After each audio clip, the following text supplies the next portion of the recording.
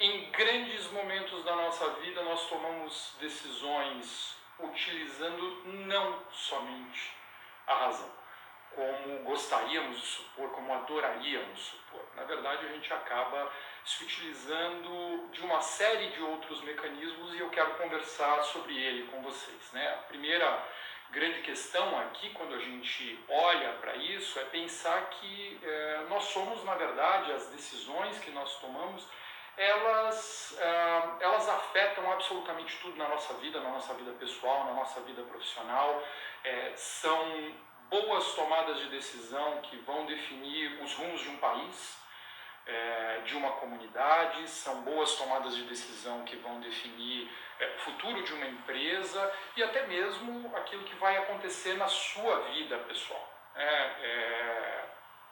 Um determinado autor disse exatamente isso, que a vida ela é a soma de todas as escolhas que nós vamos fazendo ao longo dela, né? E essa tomada de decisões, que muitas vezes não é tão racional quanto nós gostaríamos que fosse, ela é afetada talvez pela perfeição do que é a máquina humana, e é isso que a gente precisa explorar aqui para entender a melhor forma de tomar decisões nesse momento, né?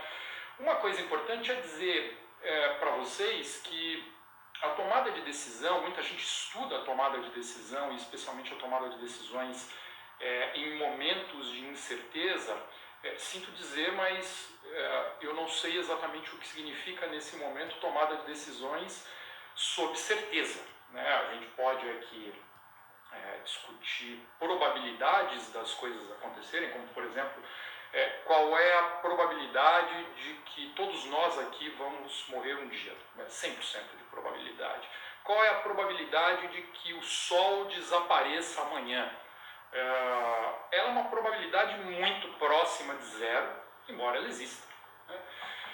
Mas a grande questão é que as decisões cotidianas que nós tomamos, raramente elas são decisões que têm absoluta certeza, teremos absoluta certeza em relação aos desfechos dessas decisões. Essas decisões elas sofrem com uma série de variáveis que nós não controlamos, que estão no mundo aí fora e que afetam os desfechos dessas decisões. E por que isso acontece? Primeiro, eu acho que vale a pena a gente conversar um pouco sobre que mundo é esse em que a gente está tomando decisões, né? A gente está tomando decisões no tal do mundo VUCA, né? A gente está tomando decisões num mundo que é volátil, num mundo que é incerto, que é complexo, que é ambíguo, um mundo que Zygmunt Bauman classificou esse momento que a gente vive como uma modernidade líquida, uma modernidade que se transforma numa velocidade absurda, em que as estruturas sociais, as estruturas organizacionais antes mais rígidas, passam a ser organizações hoje muito mais fluidas. E aí é óbvio que tomar decisão num contexto desse é um pouco tentar pegar um bagre ensaboado, né? O tempo inteiro essas questões vão escapando das nossas mãos, a gente não tem absolutamente controle nenhum. E falar de mundo VUCA neste momento em que nós estamos vivendo, a propósito, bem-vindos à minha casa. Falando de casa, nós estamos falando de casa e conversando, cada um de nós, a partir das suas casas, sem sair às ruas, porque nós estamos vivendo um destes momentos absolutamente transformadores da nossa sociedade, em que muitas empresas, muitas pessoas, muitos governos pensaram no que poderia acontecer, fizeram ótimos planejamentos para as suas organizações, mas um belo dia nós descobrimos que nós estamos vivendo uma pandemia. E esse processo de viver a pandemia é um evento absolutamente transformador que um autor chamado Nassim Nicholas Taleb, ele chama do cisne negro. E esse cisne negro, essa figura diferente em meio a todos os outros cisnes, é ele que muda a história. É ele que muda a trajetória de tudo aquilo que a gente conhece. A gente poderia voltar na história e pensar no que aconteceu, por exemplo, no crash da Bolsa de Valores em 1929, aquela chamada Segunda-feira Negra. Nós poderíamos falar do 11 de setembro, nós poderíamos falar de outras epidemias, como a epidemia do SARS, e todas elas, todos esses episódios que eu comento com vocês, eles são episódios que transformaram de alguma maneira a realidade social, que mudaram a trajetória da curva.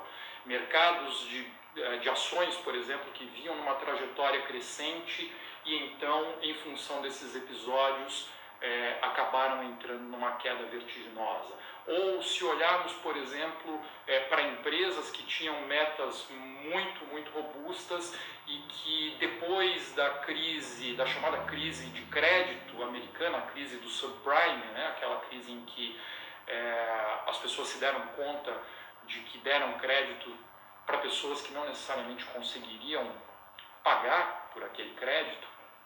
Pois muito bem, esse foi também um momento que mudou a realidade de várias empresas. Eu me lembro que um dos nossos clientes na época, uma empresa atuante no mercado de siderurgia, ela teve que interromper um dos seus principais projetos, um projeto que envolvia a implementação de um sistema, de uma plataforma tecnológica global em todas as suas plantas, e ela tomou a decisão de interromper. Por quê? Porque isso, por óbvio, aquela crise naquele momento afetava as suas receitas, afetava a própria sustentabilidade daquela companhia. Então, o olhar, ele é um olhar de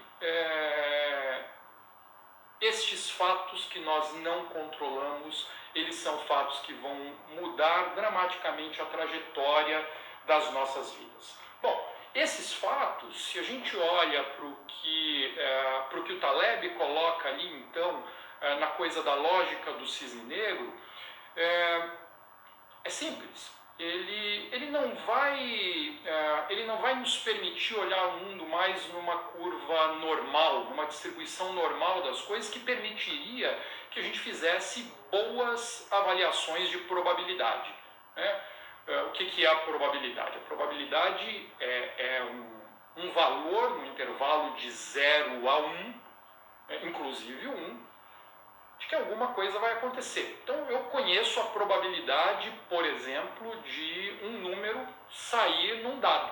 O dado tem 6 faces, eu lanço aquele dado e eu consigo saber que após uma série de lançamentos, e aqui a proposta não é uma aula de matemática, mas o que está por trás disso é um negócio chamado lei dos grandes números, o que acaba acontecendo é que eu consigo saber que após um determinado conjunto de lançamentos daquele dado, eu terei a probabilidade de 1/6, uma vez em 6 das 6 faces daquele dado, ou das cartas, de uma determinada carta num baralho. Por quê? Porque eu tenho um universo conhecido com o qual eu estou trabalhando. E o que o Taleb coloca é exatamente de que o que vai mudar o mundo sempre não é este conjunto tão previsível, mas sim aquele conjunto de fatores que vão afetar a realidade de uma maneira dramática. Eles vão mudar a inclinação dessa curva. Ela vai deixar de ter um padrão normal como nós o conhecemos. É interessante usar essa palavra normal, porque eu tenho ouvido muitos dos nossos clientes, muitos analistas falando de um novo normal. O que é o novo normal? Se a gente considerar que o normal a normal ela é uma distribuição que representa uma realidade qualquer, então a gente está dizendo aqui o seguinte, olha, existe uma nova curva, existe uma nova distribuição das coisas. Embora este novo normal, ele não seja exatamente conhecido por todos nós, e aí o grau de incerteza com que nós estamos tomando decisões, ele passa a ser um grau de incerteza muito maior do que aquele que nós tomávamos decisão há meses atrás. Não quer dizer que nós não tínhamos incerteza há alguns meses atrás, mas quer dizer que este nível de incerteza se intensificou.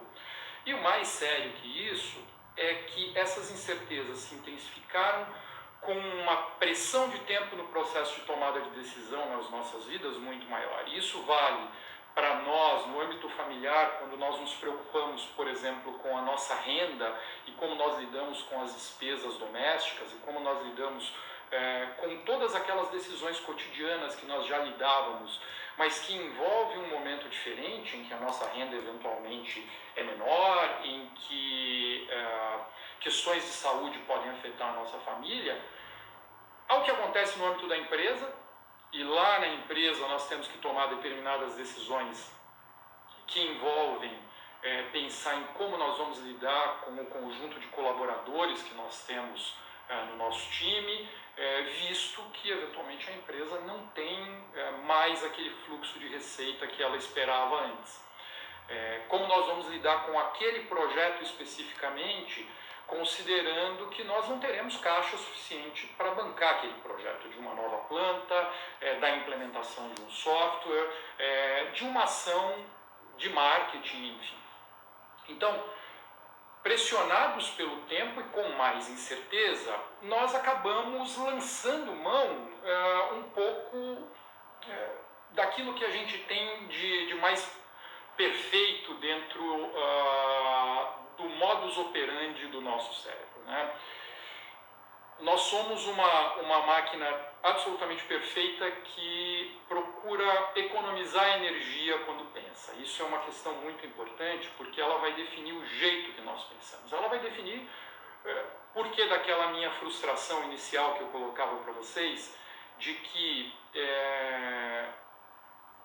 não necessariamente eu vou me utilizar de uma modelagem racional, clássica, cartesiana, para o meu processo de tomada de decisão, ou usar todos os indicadores de desempenho que eu tenho, todas as métricas que eu tenho na minha empresa, na minha vida ou no âmbito do governo, porque muitas das minhas decisões, elas acabam sofrendo com determinados vieses. Isso é ao mesmo tempo uma coisa muito boa, que é parte desse nosso processo de pensar, é parte do que o ser humano, do que trouxe o ser humano até aqui. Esta máquina humana, só para vocês terem uma ideia, o cérebro humano ele consome 20% da nossa energia, é basicamente consumida pelo cérebro ao longo do dia. Bom, isso acontece exatamente porque o cérebro humano encontrou uma forma interessante de economizar essa energia. E ele economiza essa energia a partir daquilo que a gente vai entender como um conjunto de atalhos mentais. Uma série de decisões cotidianas que nós tomamos de uma maneira quase que automatizada. Por exemplo, se eu perguntar para você aqui, quanto dá 2 mais 2? A sua resposta é praticamente automática. Se eu perguntar para você quanto é 17 vezes 54, alguns de vocês mais hábeis em matemática vão fazer essa conta muito rapidamente, encontrando uma forma, uma mecânica que você tem para fazer essa conta, e você chega a um determinado resultado. Mas é óbvio que esta segunda questão que eu trouxe para você, ela te fez no mínimo parar para pensar. Então, parte daquilo que nós fazemos, o nosso processo de decisão, nas nossas respostas, vem daquilo que um sujeito, um psicólogo chamado Kahneman, prêmio Nobel de Economia, uma coisa curiosa nesse caso, uma das exceções no Nobel de Economia, esse cara, ele enxergou esta organização do nosso modo de pensar naquilo que ele chamou de Sistema 1 e Sistema 2.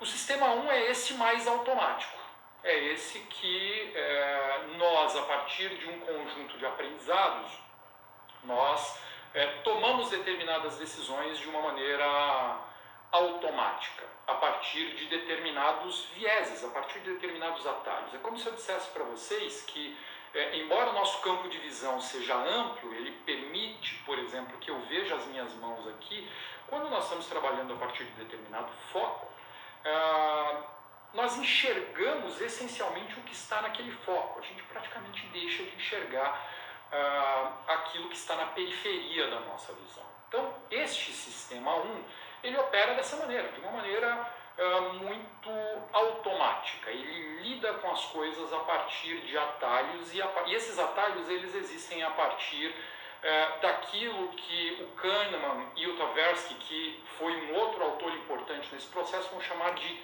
heurísticas. Né? Então, existem uma série de mecânicas que nós utilizamos neste processo de economia de energia. Então, eu poderia dizer para vocês o seguinte, né? Você já aprendeu, por exemplo, a andar de bicicleta. Quando você aprende a andar de bicicleta, a primeira parte desse processo é um processo mecânico, em que você tenta entender como você fica de pé, pedala, como você lida com o guidão. É muita informação para você num primeiro momento. Então, o seu cérebro, nesse momento, vai usar muita energia, de fato, para que você aprenda a andar de bicicleta. Mas vai chegar um momento neste processo em que você entendeu o processo como um todo, entendeu e incorporou aquelas instruções, e elas são incorporadas nesse outro sistema, e a sua resposta é automática. Então você anda de bicicleta numa via vazia, numa via tranquila, você anda praticamente no piloto automático. Você dirige um carro numa via tranquila, praticamente no piloto automático. Mas o mesmo carro, você habilitado há muito tempo, se você tem que estacionar esse carro numa vaga, e essa vaga é uma vaga muito estreita, você vai lançar a mão do seu sistema 2. Muito bem, então, ao mesmo tempo em que isso é fantástico, porque ele permite de fato que essa máquina ela funcione melhor, economizando energia, ela pode trazer algumas armadilhas para a gente nesse momento, né? E eu queria falar de alguns desses vieses para vocês e de algumas dessas heurísticas e de algumas falácias nesse processo de tomada de decisão, para que você considere isso ao tomar qualquer decisão, seja na sua vida pessoal, na empresa, na sua comunidade. Não é uma questão aqui de nós lutarmos contra o sistema 1, nenhum aqui é mocinho ou bandido. A verdade é que nós funcionamos bem porque funcionamos com estes dois modos de pensamento, com essas duas formas de compartimentar e organizar o nosso processo decisório, mas ao mesmo tempo, muitas vezes esse sistema 1 ele é capaz de nos pregar algumas peças. Por exemplo, tem uma falácia a respeito deste processo decisório, que ela é chamada de falácia do custo irrecuperável ou do custo afundado, né? É quando nós investimos em determinado projeto e aí, mesmo em situações incertas, do ponto de vista do resultado que esse projeto vai ter, a nossa reflexão é, poxa, mas eu vou parar? Então, um exemplo interessante disso é, comecei um curso superior, comecei uma graduação, estou lá no terceiro ano. E aí no terceiro ano de 4 anos, e aí eu digo o seguinte, poxa, mas eu não vou parar, porque eu já investi tantos R$1.000 nessa universidade, eu já investi tanto de tempo para fazer esse curso, e portanto, eu vou perder demais. Mas muito bem, a outra questão que talvez você não esteja observando e que é preciso nesses momentos de pressão observar mas qual é a outra possibilidade de ganhos se eu parar este curso e começar um outro? Essa questão do custo afundado ela é bem interessante e eu vou trazer um caso de bastante pressão, que é o caso de escaladores subindo o Everest. É absolutamente comum que quando eles chegam a 100, 200 metros do cume, do summit do Everest, eles sofram daquilo que eles chamam de summit fever, né? Essa febre do cume. Ela acontece porque, obviamente, sob absoluta pressão física e psicológica, esse indivíduo está ali com pouco oxigênio, esgotado fisicamente, ele tem que tomar uma determinada decisão se ele continua subindo ou não. Muitas vezes o chefe da equipe diz para ele, olha, não continue subindo, você está muito muito devagar. E você não vai conseguir voltar, você tem que pensar que você tem que voltar. Só que esse indivíduo que está ali a 100 metros do cume, ele muitas vezes toma a decisão de seguir. E infelizmente isso acaba levando alguns desses escaladores, inclusive escaladores muito experientes, e é comum que essa falácia do custo afundado, ela pegue mais as pessoas mais experientes, que acabam lidando muitas vezes com algum excesso de confiança. Bom, então é um fato, nós tendemos a enxergar este investimento que nós fizemos, de tempo, de energia, de dinheiro, como uma barreira de saída. O que eu posso dizer para vocês quando vocês se depararem com essa falácia no seu processo? Primeiro, tentem reconhecer que ela existe. Ao reconhecer que ela existe, faça o seguinte exercício: não considere só o que você perde ou ganha na continuidade daquele curso de ação, mas considere também o que você pode ganhar na troca desse curso de ação. Pense no seu custo de oportunidade. Será que eu poderia ganhar mais de uma outra forma? Um outro recurso importante para você utilizar aqui é: ouça as outras pessoas.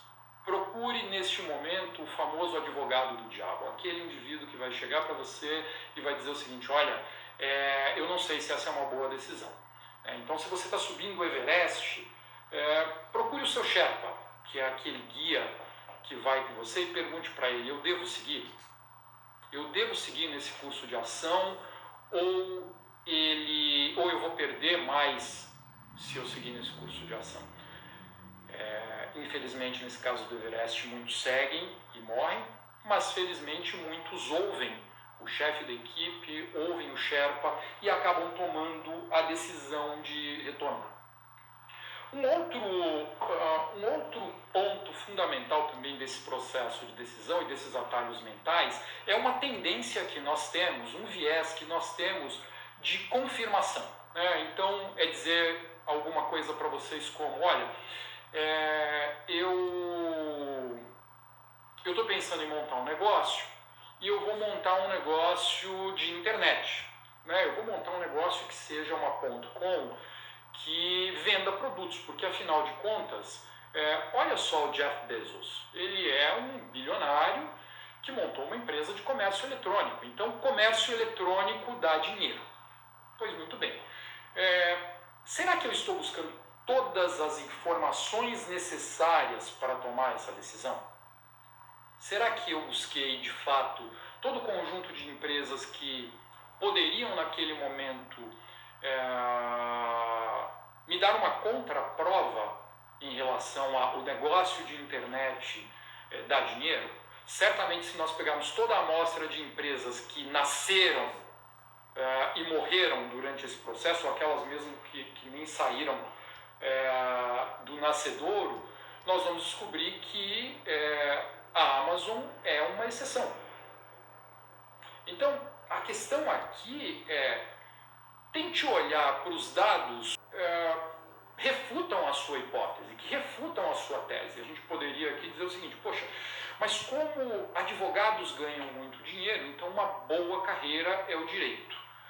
De novo, será que eu estou olhando para todo o universo de advogados? Ou será que eu estou olhando para aqueles que mais me interessam utilizar como referência para o meu processo decisório? E é interessante o quanto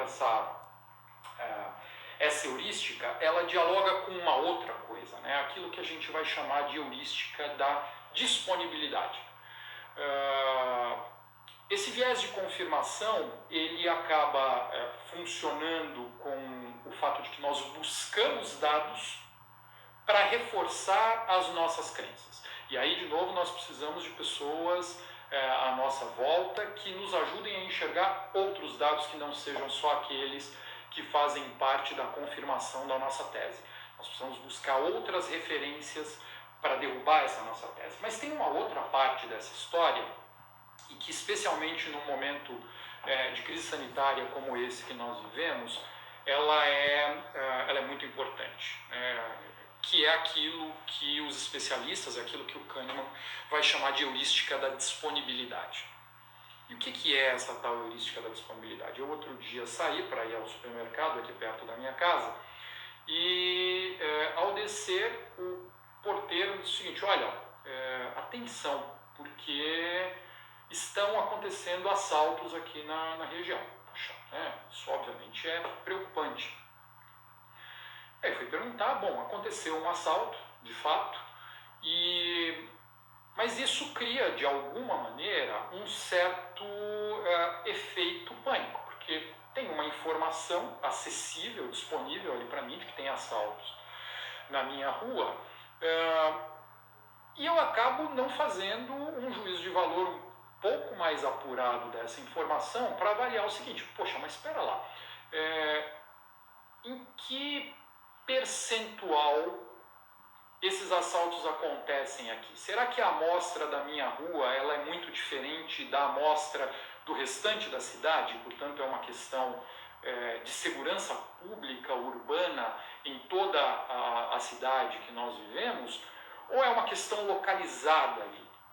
A disponibilidade da informação pode me fazer tomar uma decisão de falar assim, bom, como tem assalto na rua, eu não desço mais naquela rua, eu não vou mais à rua. Então, ao invés de ir ao supermercado, embora seja recomendado que você nesse momento evite, mas se você vai ao supermercado, a questão toda é, essa rua aqui é realmente muito diferente das outras?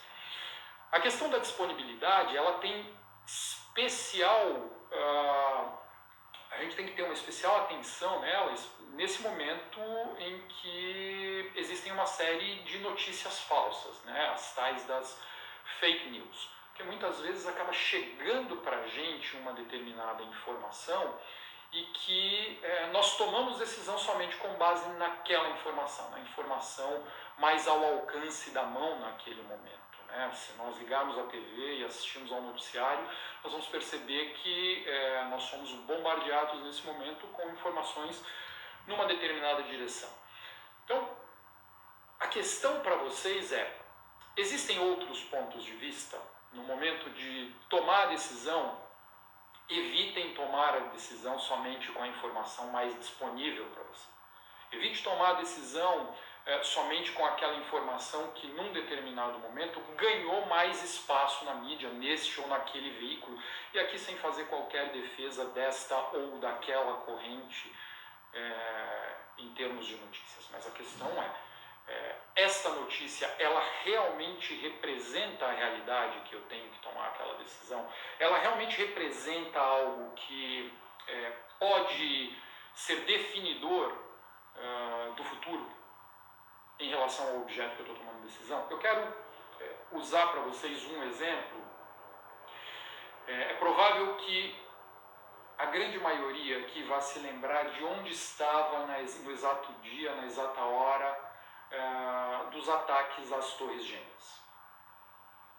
E eu me lembro, por exemplo, eu estava no escritório, na empresa que eu trabalhava naquele momento, um dos meus sócios na consultoria estava no escritório e eu tinha o hábito de assistir a CNN no computador ao vivo, ali logo pela manhã, e eu vi a notícia e em seguida nós assistimos ao vivo ao segundo avião chocando ali. E obviamente aquilo tudo foi muito chocante, mas se tem um grupo de pessoas que sabem lidar muito bem com essa heurística da disponibilidade, são os terroristas, porque a partir daquele momento ele cria um estado de comoção. Então, por exemplo, eu posso citar para vocês duas decisões, uma delas uma decisão de negócio, que não vem ao caso aqui julgar se certa ou errada, e uma outra uma decisão de guerra tomada com o estômago, com a disponibilidade da informação.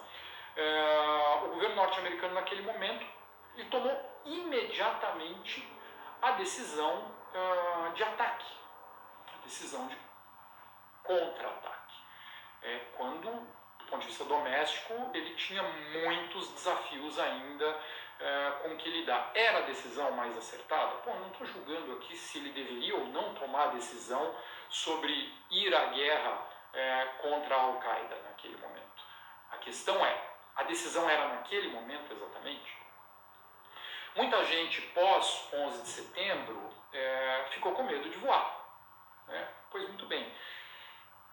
Será que se eu buscasse os dados todas as informações disponíveis, será que a minha decisão seria a mesma? A indústria de seguros aumentou dramaticamente os seus prêmios naquele momento. As pessoas tomaram decisões de vida com base no que elas leram naquele momento, nos jornais, viram nos noticiários de TV, elas tomaram decisões com base numa heurística daquilo que era mais disponível. O viés era o viés do alcançar a fruta que estava mais à mão naquele momento. Então, o cuidado aqui é, de novo, faça o duplo check. Faça o duplo check e entenda o seguinte, tente entender um pouco as razões da sua decisão, tente entender um pouco os contra-exemplos. Não é porque um assalto ocorre naquela rua que aquela rua é uma rua em que o tempo todo acontecem assaltos. Então, é importante eu tentar entender a contraprova nesse processo todo, né? E, especialmente nesse momento, seja cauteloso em usar a informação que é noticiada para pautar o seu processo de tomada de decisão. A tomada de decisão na vida, na empresa, na comunidade, ela tem efeitos muito, muito sérios, e aí é importante que a gente entenda de fato por que a gente está tomando aquela decisão. Um último viés que eu quero conversar com vocês, são vários, mas um último, ele está ligado àquilo que a gente chama de excesso de confiança. Eu domino determinado processo e aí eu, com base neste suposto domínio, eu tomo decisões a partir dali, às vezes deixando de fazer uma boa avaliação de risco do que aquela nova decisão representa. A água que passa no rio neste momento não é a mesma que passou um segundo atrás. É um outro momento, eu tenho outras variáveis afetando a minha decisão. Então é importante que eu consiga entender nesse momento em que contexto eu tomo essa decisão. Um exemplo clássico de excesso de confiança foi a famosa campanha russa, né, de Napoleão, e que foi um fiasco, e mais que isso, né, custou a vida de centenas de milhares de soldados. Muitos anos depois, Hitler, também numa campanha de invasão à Rússia, em 1941, com excesso de confiança nas suas forças, por ter vencido algumas batalhas anteriormente, invade novamente a Rússia. Não aprendeu com o passado, não aprendeu com Napoleão, que me parece que ele estudava bastante Napoleão, mas não só isso. Ele se pautou pelo excesso de confiança e invadiu a Rússia. Bom, ele teve os suprimentos cortados, os soldados sofreram tremendamente durante o inverno e também centenas de milhares de soldados, infelizmente, perderam as suas vidas por conta do excesso de confiança de um líder naquele momento. Às vezes o excesso de confiança ele nos leva, a arrogância do excesso de confiança acaba nos levando ao fracasso, né? Eu vou voltar para o exemplo que eu trouxe para vocês, do escalador rumo ao cume do Everest. Muitas vezes exatamente o excesso de confiança e a falta do verificar todas as novas variáveis que afetam aquela minha decisão que me fazem seguir rumo ao fracasso, rumo ao fiasco. Esse processo de tomada de decisão em que o excesso de confiança me pauta, ele muitas vezes leva as pessoas à morte, ele leva as pessoas, as empresas ao fracasso. Então, ele tem efeitos colaterais normalmente muito dramáticos, porque é exatamente quando empresas e pessoas vão com muita sede ao pote por pensar, bom, eu já domino esse processo. Como é que você evita isso? E é um pouco desse jogo que eu estou fazendo com vocês, o que é, mas principalmente como eu lido com isso. Faça uma dupla checagem o tempo inteiro das variáveis. Será que nessa subida do cume eu tenho realmente as mesmas condições do outro cume que eu subi num outro momento? Será que eu tenho a mesma quantidade de oxigênio? Será que as informações que eu tenho a respeito do tempo, das condições climáticas, elas não vão de alguma maneira pautar para que eu tome uma decisão numa direção diferente? Bom, sabe que esses 4 vieses que eu coloquei para vocês aqui, né, a questão do custo afundado, a questão da confirmação, da disponibilidade e do excesso de confiança, eles são, dentre os nossos vieses de tomada de decisão, eles são os mais comuns, né? E aí eu já me encaminho aqui para o final, primeiro trazendo uma coisa para vocês que, assim, que é a minha reflexão de 20 anos de consultoria e mais um bom tempo como executivo em empresa. Eu diria para vocês o seguinte, é normal que a gente erre nas tomadas de decisão. E nós precisamos aprender a conviver com isso. É normal que a gente erre, o que a gente tem que cuidar é para não errar muito. Que a gente tem que tomar cuidado, por exemplo, quando a gente considera o custo que a gente tem envolvido na saída de uma determinada decisão, eventualmente eu errei, eu vou perder alguma coisa ali e eu vou para um novo curso de ação. E não tem problema. E aí a gente tem que aprender um pouco com esses erros e aprender a pagar o mestre. Bom, então acho que a primeira questão é, eu não tenho realmente um processo decisório que seja infalível. Eu não tenho que lutar contra esses vieses, porque eles são importantes no nosso processo de tomada de decisão e eles vão, muitas vezes, ser um divisor de águas entre vida e morte, porque o nosso sistema 1, ele capta determinadas informações muito rápido e nos fazem tomar essa decisão de uma maneira muito rápida. Então, aqui não é uma questão de tentar fazer o seu processo decisório um processo 100% racional. Me desculpe dizer isso para você, mas ele não será um processo 100% racional. Adoraria dizer que isso é possível, até pela minha experiência profissional. Então, tente pensar como você lida com os seus vieses cognitivos.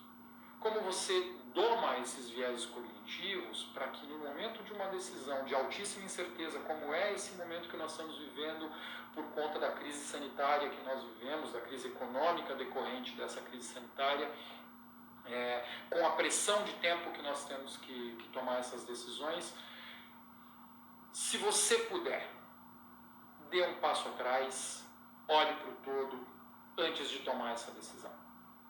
Se você estiver muito premido pelo tempo, tente lidar com esses seus vieses de uma maneira que você reconheça quando eles estão afetando o seu processo decisório.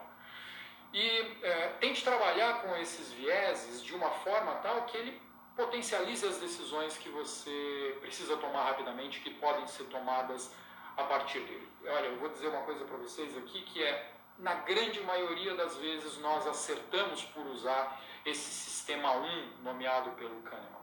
E o que nós vamos usar menos é esse sistema mais complexo, esse tal sistema 2.